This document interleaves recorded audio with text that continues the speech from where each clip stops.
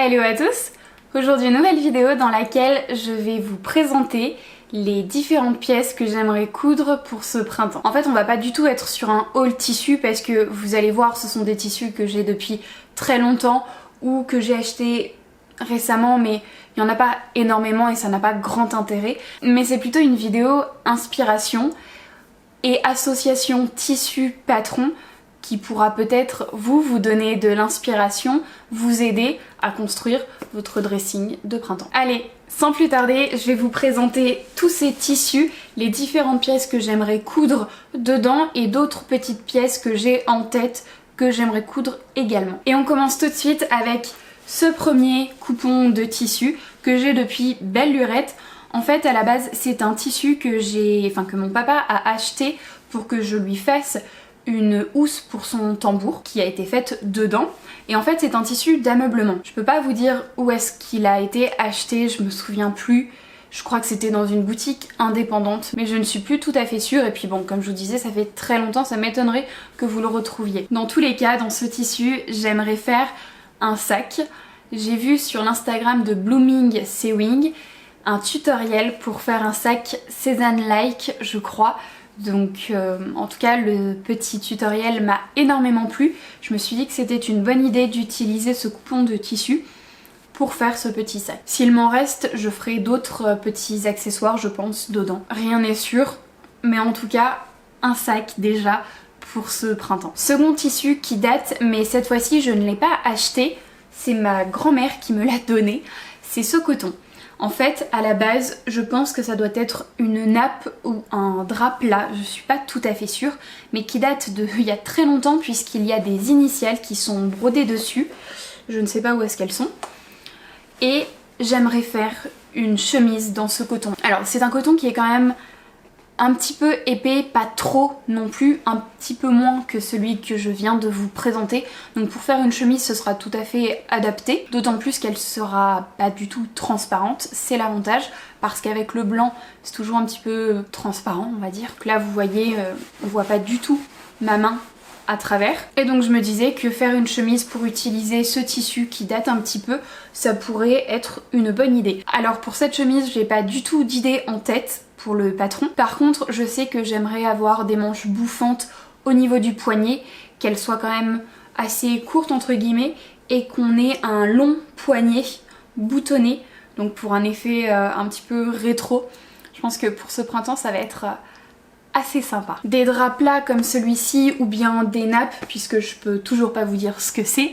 Vous en retrouvez pas mal chez Emmaüs, que ce soit en lin ou en coton, vous en retrouvez assez facilement. Je sais que moi j'ai des draps qui viennent de chez Emmaüs en lin et j'ai très hâte d'être cet été, j'ai déjà une idée en tête pour les utiliser. C'est très simple d'utiliser, l'avantage c'est qu'on a un grand métrage et on peut faire rentrer facilement plusieurs pièces dedans. Encore de la literie et cette fois-ci c'est un par-dessus de lit. C'est ce tissu, enfin ce par-dessus de lit. Je l'ai acheté lorsque j'étais en vacances, enfin lorsqu'on était en vacances, pas très loin de la Baule, dans une petite boutique éphémère et j'ai kiffé totalement ce tissu. En fait c'est une nana qui vendait des draps plats et des par-dessus de lit à motif indien. Bon, il y avait plein de tissus qui étaient tous aussi beaux les uns que les autres, mais bon, ça coûtait quand même assez cher, d'autant plus que les par-dessus de lit en fait sont doublés. Vous avez deux épaisseurs. D'un côté vous avez de l'uni, de l'autre côté vous avez les motifs.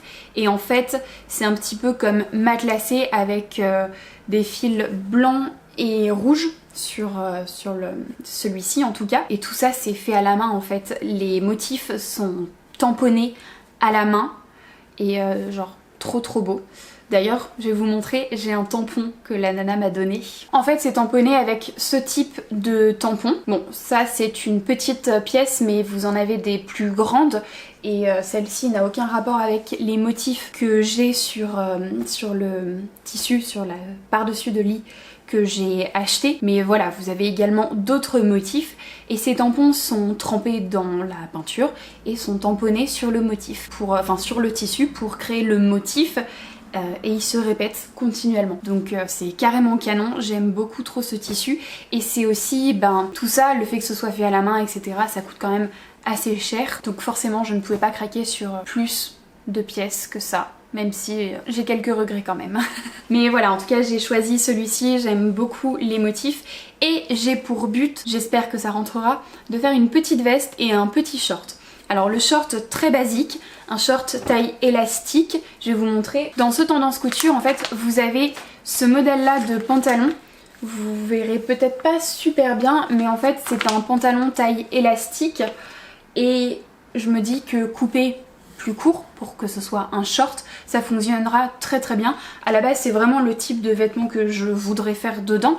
C'est vraiment un short taille élastique, très basique, avec peut-être juste rajouter 2 petits œillets au niveau du devant, du milieu devant, et mettre un espèce de petit lacet pour pouvoir resserrer la taille, que ce soit un petit peu plus sympa, un petit peu plus habillé entre guillemets. Donc pour vous montrer le dessin technique, ça ressemble à ça en fait. Taille élastique, quelque chose de très basique au niveau de la coupe, droit et puis voilà. Et j'aimerais également faire rentrer la veste Friday de chez Studio 16 Avril. En fait une petite veste très basique, courte, manche longue, assez droite au niveau de la coupe, sans col et juste une petite patte de boutonnage. À la base pour ce patron vous avez plusieurs variantes, donc moi je choisirais la plus basique. J'ai vraiment pas envie de quelque chose de trop compliqué, trop travaillé. J'ai plus envie de mettre en valeur le tissu, le matelassage, le savoir-faire de ce tissu plutôt que d'avoir un modèle très compliqué à coudre. Voilà, tout simplement. Et donc à la base, ce patron est doublé. Je pense que je ne le doublerai pas. J'ai peur que ce soit très épais et un petit peu trop chaud pour la saison. D'autant plus que je vous l'ai dit, c'est un tissu qui est matelassé, donc avec 2 épaisseurs. Je pense plutôt ganser toutes les coutures. C'est quelque chose que je ne fais pratiquement jamais. Je me dis que ça peut être sympa. Ce serait un travail un peu différent que la doublure. Et donc ce tissu, ça fait vraiment un petit moment que je l'ai et autant vous dire que à chaque fois que je le voyais, ça me rappelait mes vacances. Et ouais, j'avais vraiment hâte de sauter le pas pour le coudre. Donc là, d'ici les prochains jours, ça va être le cas. J'ai trop hâte. Et dernier tissu que je vais vous présenter, et pas des moindres, c'est celui-ci. C'est un sergé de coton, je dirais de couleur beige grisé.